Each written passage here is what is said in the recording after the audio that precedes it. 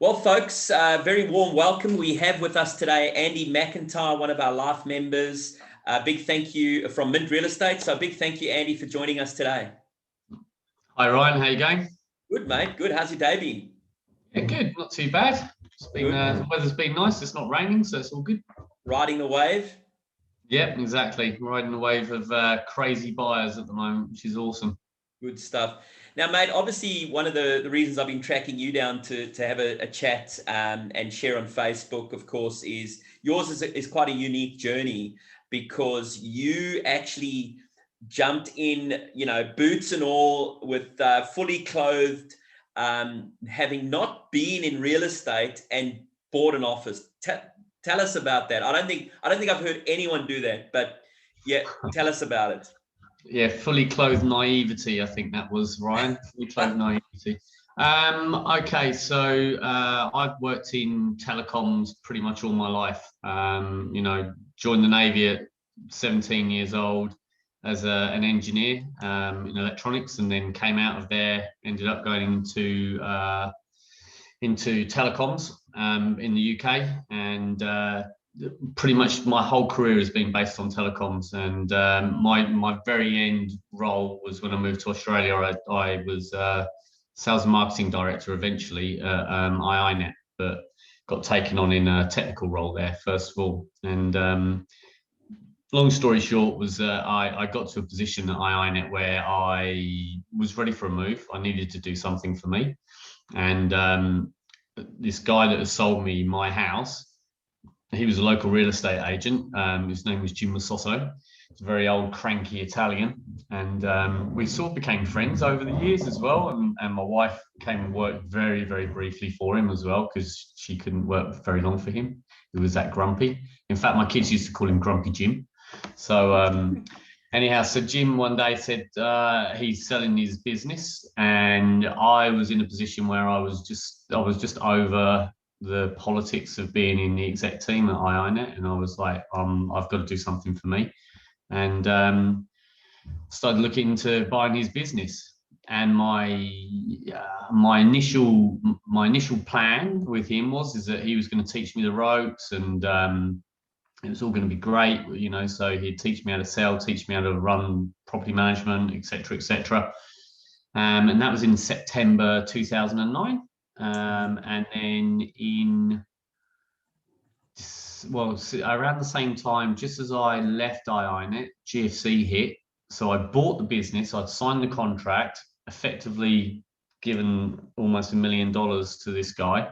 And then GFC hit, and I thought, oh, okay, well, it's all good still. At least Jim can still guide me through the murky waters of what I've just got and bought myself.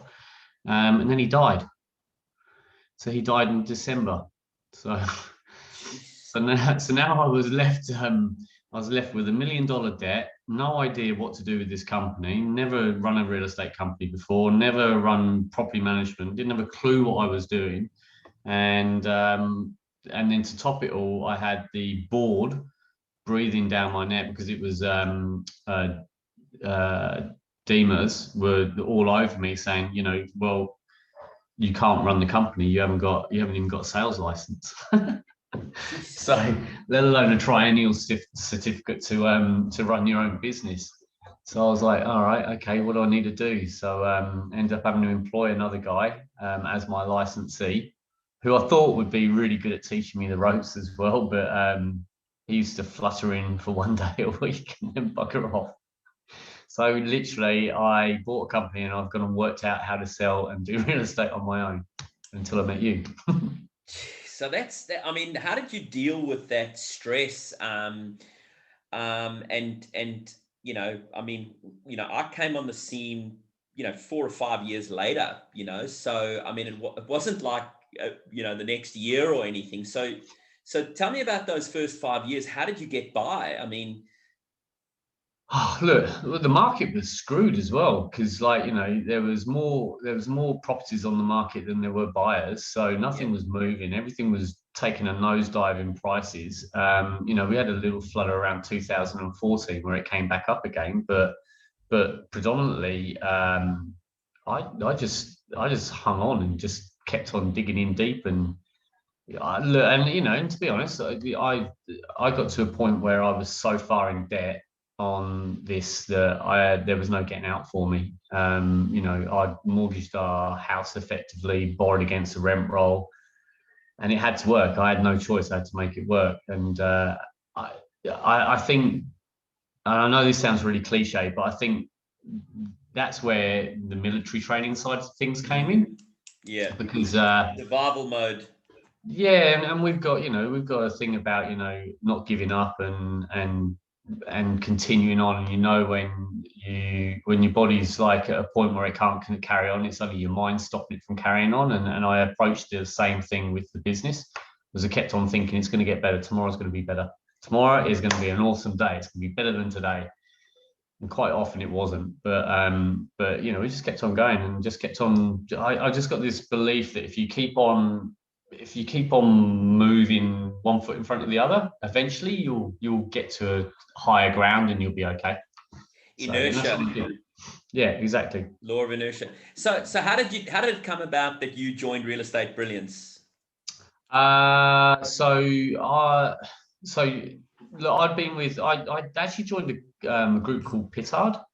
Yes, So Gary Pittard. I remember the Gary Pittard group. Yeah, so I went over to Sydney and spent a week over there doing their immersion program, and I quite liked it because it had some structure around business and stuff, and yeah, it sort of gave me an idea of what to do, and it gave me a little bit of there is light at the end of the tunnel. Yeah. Only problem is with that group was, one, they were in the eastern states, and secondly, they were very almost evangelical about what they were doing. It was a bit weird. The Genman system, isn't it? Yeah, it was a bit weird. It was sort of like, it's this way or no way, and you've got to pay your reps a certain amount of money, and then you pay a bonus on the top of it. And if you don't do it this way, then you can't be part of the group. And it was just weird. Yeah. So so I was like, I'm not really feeling the love on this. I get it, and it's helped me a little bit, but it's not really. I'm taking little bits of it and moving it around. So then Paul Parkinson and I were mates anyhow outside of real estate. Just we just knew each other through another mutual friend, and Paul joined you. So actually, sorry, Paul came and joined me first of all, and that was a baptism of fire, because I was learning heaps from Paul, because it's the first real estate agent I've actually worked with. Yes. And but then Paul's like a very driven person. He's always looking to better himself in what he's doing, and he joined up with you, and I thought, well, if it works for Paul, then I'll probably join, but I'm not going to do it until Paul's done it for a bit, because I can see whether it works or not. The eternal skeptic. And what did Paul say to you when it started working for him, and you said, share the manuals with me and come on, give us some of the dope? What did he say to you? He was pretty much told me to go and do it myself. It started with a P and it ended with an O. Yeah, may have done. Yeah. In true fashion. Yeah, he wasn't very forthright and accommodating information. Yeah, so then you got on board. We hit it off straight away, and I think you've been with us now nearly 5 years, and it's just gone from strength to strength. So just tell us about how the business has changed since then. So when I first met you, there was Paul and myself and one other sales rep, a newbie, and she was working with me. And then I had a property manager and an admin staff, I think it was. There wasn't a lot of us. There's 6, maybe 7 of us. And we were doing okay. We're making some money. I think it's quite funny, because I was talking about this in our sales meeting yesterday, where I think if I hit $200,000 in gross comp, I was like a really, really happy man. Yeah, I remember that. I remember you. I'm killing it. I've made 6 sales in the year. I'm doing great. So then going through the program and everything, it started to make me be a bit more disciplined in how I was approaching listings and the process of making sure that marketing, etc., was going out consistently. And I knew I should do it because, Jesus, I was in sales and marketing at IINet for long enough. I knew that a month out of market for us in IINet and went 6 months worth of real hard marketing to get back to the same position we were already in. So I knew the theory behind everything. It's just that when you run your own business, you seem to sort of like, that can go to the side because there's more important things in your mind. You think there's more important things than making sure the marketing's going out. So, and then when you get busy, with all agents, we all get busy. As soon as we get busy, marketing phone calls drop off, and then all of a sudden you're left and you go, crap, I've got no pipeline anymore.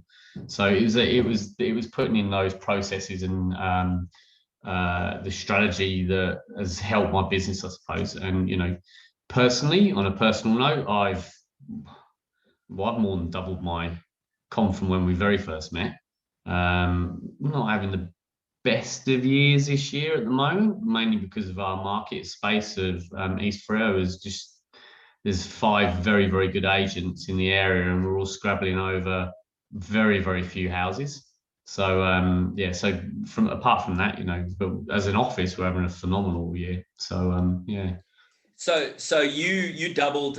We've helped you build that team around you as well, because you're the principal. So for you, it was never to write the $1 million. It was to build an office, build the rent roll. Get salespeople on board. It worked for you in your own sort of little pod, and you doubled your gross commission and started making a bit of money. And since then you've hired some really key staff in Nicole, and some key kind of salespeople as well. So tell us how the business has grown and how many staff do you have now? So we've got 16 of us now. So gone from kind of 5 to 16. Yeah. And look, I made some pretty major changes in that period as well. So when I started the company, it was Nook Property, and then I made a strategic move to join with the directors of Mint and become a franchise, I suppose, of the Mint brand. Yes. Which was a big move for me. Like I built this baby called Nook Property, and I nurtured it and I grew it, and it survived like all the very, very close bankruptcy points that I went through. And so to change the brand for me was fairly significant. I remember the conversation that we had, and in my mind, I knew that on the S curve I had to do something drastic to keep growing, but it was either pump a ton of money in of my own again, which I really didn't want to do, or join forces with somebody which was a similar size. And the fallout of that is that Nook died or moved aside rather, and we adopted the Mint brand, and so that's been awesome. And as far as that's concerned now, is that Mint as a brand through the western suburbs all the way through to Coogee and out as far as Adderale, we've got tons and tons of signs up, and we're doing phenomenal sales in all those areas. So no one in this corridor, no one's unaware of us. We're quite high in terms of top of mind for from a brand perspective now. So salespeople, what have you got? You've got 6 or 7 now? I have got 1, 2, 3, 4, 5. Yeah, 6 including me. 6, but some of them have PAs and have ED. Yeah, so we got 3 PAs in there. So 3, so that's 9 in sales. Yeah, and then we've got 1, 2, 3, 4 administrators. 4 support people. Yeah, so we do, so literally when the sales guys once they finish with they've got a sale has been made and they've got the O&A, they literally hand it off to our admin team now, and they do everything for them. Everything's followed up, so they then can go back out and go and list and sell another one. So and likewise with a listing, they just have to hand in the listing form and go and sell it. They don't have to do any of that administration stuff. And then we've also, because we moved Nick into like a marketing stroke general manager role for the office, and so she's doing all the marketing now for the sales rep. So rather than them trying to create letters all the time and work out what they're going to say, we've got Nick now who's creating those letters for them regularly and having them printed ready on their desk, ready to go. So all they've got to do is deliver them. So from a point of very little experience, no system structure, on the brink of kind of bankruptcy year after year until you found a system that we've shared with you, and you've kind of followed what Paul was doing, to now having sort of a big sales team of 12 13, an office of 16 people. I mean, you had a staggering month last month just in sales. What did you write, 360 or? Last month we did, yeah, but this month we've done 519,000 in GCI. So last month you did about 350, and this month about 500 in gross commission. So yeah. I mean, you're on track for a massive year. You've got a niche little office in East Frio. You tell us about the subject to finance auctions that you're using as a point of difference as well. Yeah, so again, like the subject of finance is, I don't get why other people aren't using it. I honestly don't. I'm happy they're not, because it's a point of difference, and our office is actually running. I think we've done. I don't actually. I always say the numbers, and I always inflate close to 30. It's close to 30. It's around 30. Yeah, I think it's about 26 at the moment, something like 26, 27. But it's been a massive point of difference. And I think the thing is that, like when I'm talking to, I was just talking to one of the reps now, Candy, and she's got a place coming on in Cop. And she said, how do you think I should sell? I was going, subject to finance auction, you mental? And she's like, anyhow, I've got her all excited about this now. So there's one, Brian, that we're going to be doing in Cop soon. Good stuff. Good stuff. But it's, if you look at option, and you've got 10% of your market who are cash buyers and they can take part in this, and then you've got your 20% of people are subject to sale, and then you've got 70% of your market is subject to finance. Why have you not got a methodology out there, or why was there not a methodology out there that actually said, well, we can take all of them apart from the subject to sales? So open negotiation came in close, and the guys in Mint are the key stakeholders in open, and I like what they're doing. I think the open format, yeah, it's very good. Anyone can take part in the auction, and it's online, and away it goes. Only thing for me, and we discussed this at nauseum, is that you don't get the same emotion when you're sat behind a keyboard and you're drinking your cup of tea, watching the news or whatever while you're watching the bid, or you're with your glass of wine and you're like, oh, okay, well, I'm out. You don't have that same emotion when you've got everyone on the front lawn of a house, and you've got the buzz going on, and you've got all the team all running around, etc. And Toby and I have got this thing at the moment that every auction we go to, we've got a pint on whoever wins. Whoever is stood next to the buyer that wins. So Toby would be a couple of pints at the moment because he keeps on talking them up at the last minute. So, and when you've got someone nudging you going, go on, it's another $5,000, just chuck it in, you're going to win this house. And then all of a sudden it keeps on going. And you've seen it, we've had 50 odd bids at some of the auctions that we've done recently. Crazy. So I mean, subject to finance auctions for me are an absolute no-brainer. And I'd do every single property, if I could I'd do it on a subject to finance auction. Now. But I think the key what you mentioned there is getting everyone there on the day. Like at the moment where listings are so scarce, and meeting people is so scarce, to get, I mean, how many are we getting at the auctions? 80 to 100 people, sometimes more. You've instantly got 80 phone calls to talk to people about their real estate needs. So as far as a prospecting activity, it's just insane. Talk about just very quickly, because we've gone off track a little bit here, but because obviously the Eastern states, they go subject to finance auction. No, stay away. The whole thing about a cash unconditional auction is the purity of the sale. But here in the West, everybody is so comfortable with that offer and acceptance contract, and even the banks, they won't even give people an unconditional approval to bid at an auction, because they want to see a contract. So it is a little bit backward, and we have to work with that. But talk to me about the qualification that my contract offers agents for the subject to finance offers, and tell them how many fallovers we've had.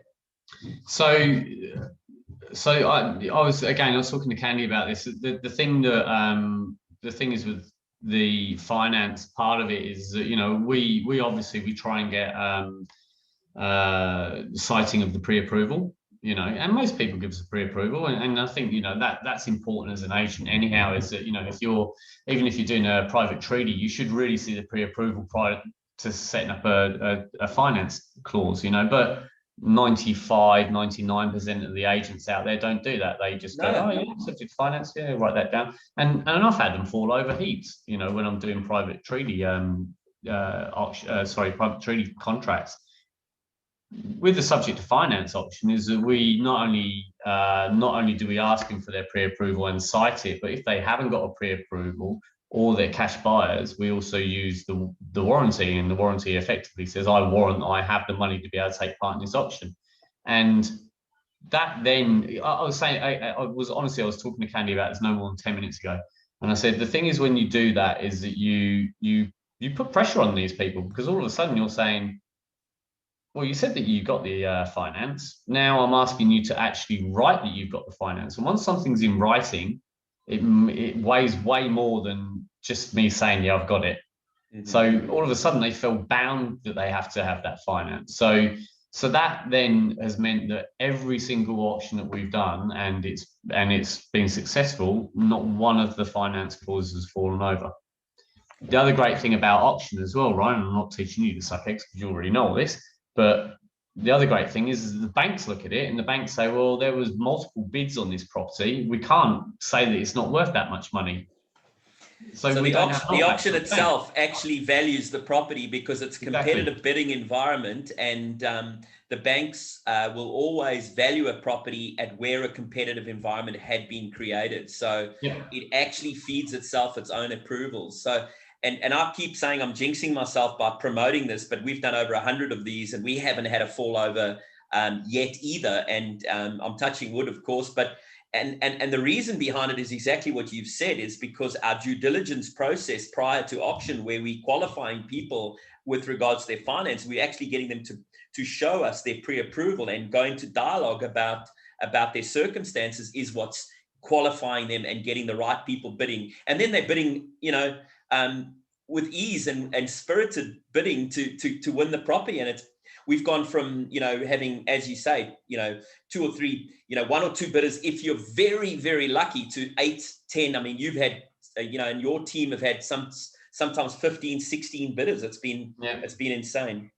Yeah. So mate, just one more thing, or a couple more things. Obviously, you're a big fan of Michael E. Gerber, the E-Myth. You and I, you know, talk about it all the time. And how does the agent success system for agents and agencies, taking into consideration the E-Myth with Michael E. Gerber, how does it fit that kind of gap with agents and agencies with the agent success system?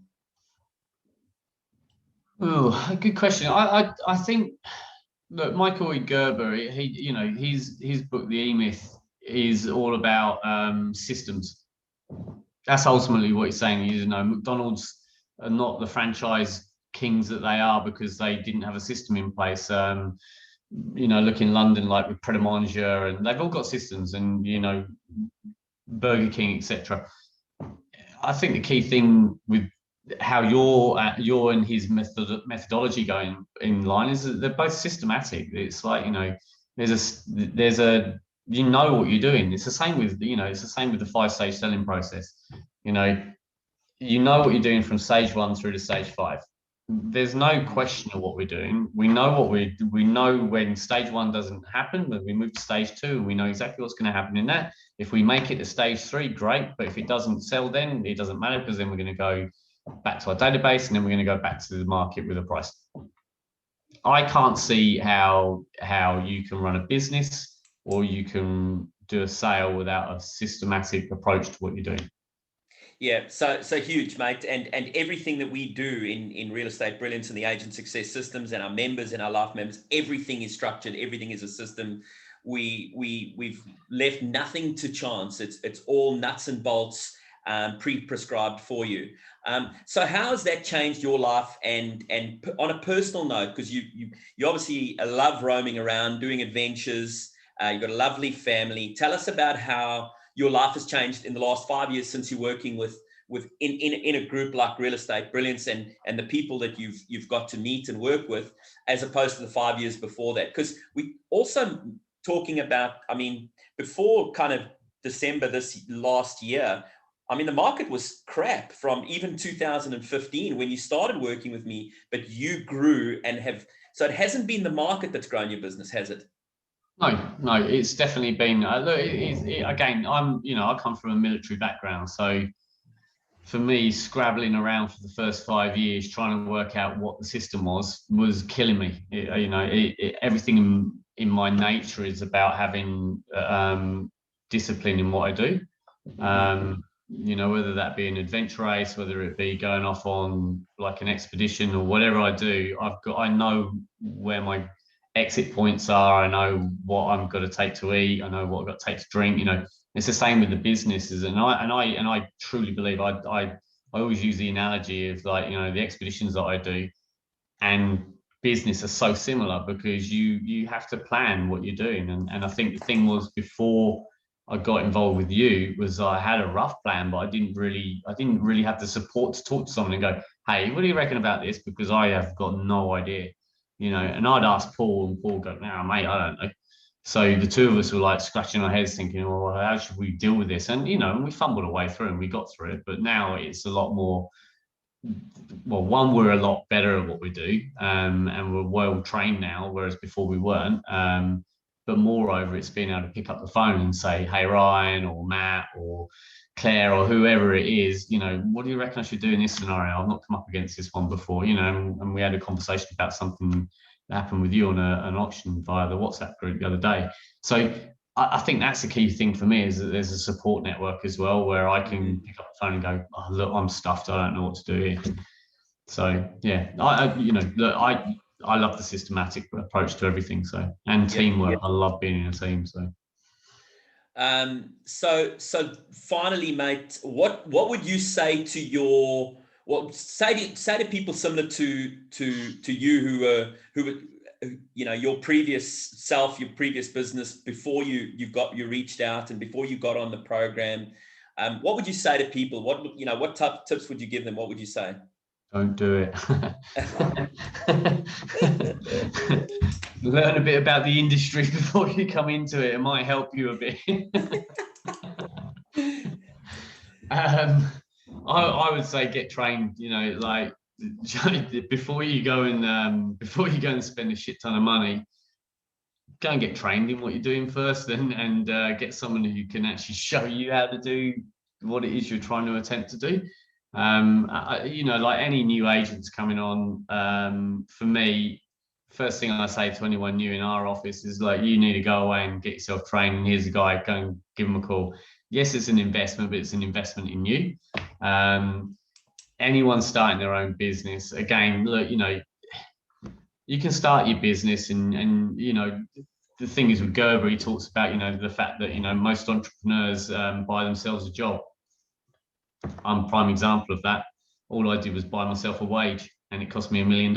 So now things have changed, but back 5 years ago, that's all I did. I literally bought myself a wage, so and a headache. So yeah, if I had my time again, would I do it the same way? Absolutely not. I would definitely go and get trained prior to jumping both feet into something like this. So now another thing that you've done, which a lot don't, which puzzles you and it puzzles me, because you kind of scratch your head and say, where's such and such gone, where's such and such gone, and I go, they feel like they've come to the end of the line, whether it's 1 year or 2 years. You've stuck with us, even on an individual level, on a team level, and on an office level. You just keep sticking with us, and we've just done another 12-month contract where I'm going into the office and doing some really, really fundamental stuff with the crew on culture and everything else.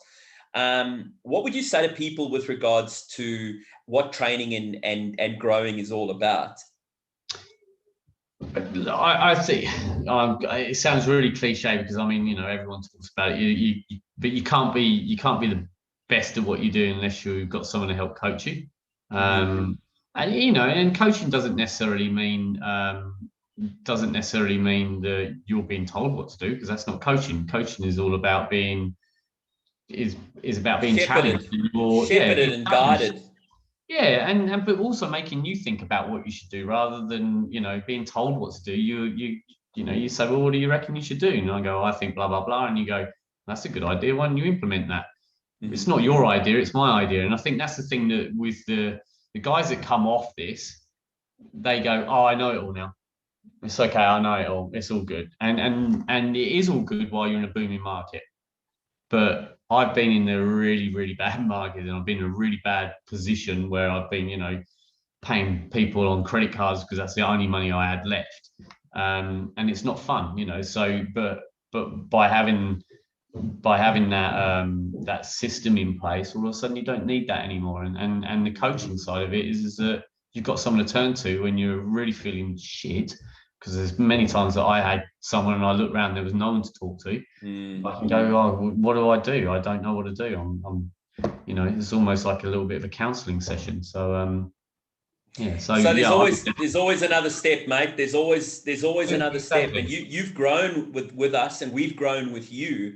But you know, it just, you know, there's always different challenges. There's always different things to learn, and you know, and I think that's what you've done, and that's why you're getting so much success amongst, you know, some of our other life members, is that you've just continued to go to the next level. And at every level, there's different training, there's different coaching, there's different systems, there's different structure, and it's just about continuing and staying with it.